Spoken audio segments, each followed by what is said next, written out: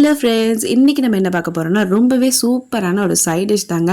இட்லி, தோசை, ஏன் பூரிக்கு கூட சூப்பராக இருக்குங்க வடைக்கறி. அதுக்கு நான் ஒரு அழகு கடலை பருப்பை நல்லா வாஷ் பண்ணிவிட்டு இது ஒரு 2 hours கிட்ட ஊற வச்சுக்கிறேன்.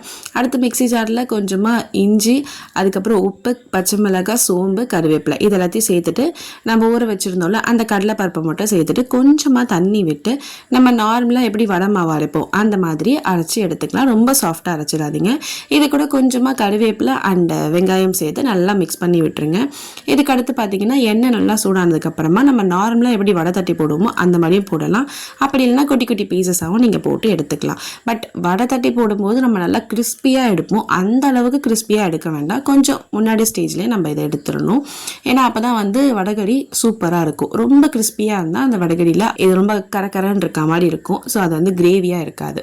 இப்போ இதை நல்லா இந்த மாதிரி உதுத்துடலாம். அதுக்கப்புறமா கொஞ்சமாக எண்ணெய் விட்டுட்டு ஸ்பைசஸ் ஆட் பண்ணிக்கலாம். இந்த லவங்கம், பட்டை, பே லீஃப், ஸ்டார் இது எல்லாத்தையும் ஆட் பண்ணிவிட்டு அது கூட கொஞ்சமாக வெங்காயம், பூண்டு, அதுக்கப்புறம் அது கூட கருவேப்பிலை, வெறும் மிளகாய் தூள், மஞ்சத்தூள் இது எல்லாத்தையும் சேர்த்துட்டு நல்லா இந்த மாதிரி மிக்ஸ் பண்ணிவிட்டு ஒரு டம்ளர் அளவுக்கு தண்ணி விட்டுக்கிட்டேன். உங்களுக்கு நல்லா கிரேவியாக வேணும்னா ஒரு டம்ளர் விட்டுக்கலாம், இல்லைனா கொஞ்சம் கம்மியாகவே விட்டுக்கோங்க. அதுக்கப்புறம் தேவையான அளவுக்கு உப்பு சேர்த்துட்டு இதை நல்லா மிக்ஸ் பண்ணி விட்டுருங்க. இது லைட்டாக கொதிச்ச உடனே இதில் நம்ம ஆல்ரெடி உதுத்து வச்சுருந்தோம்ல அந்த வடையை இதில் சேர்த்துக்கலாம்.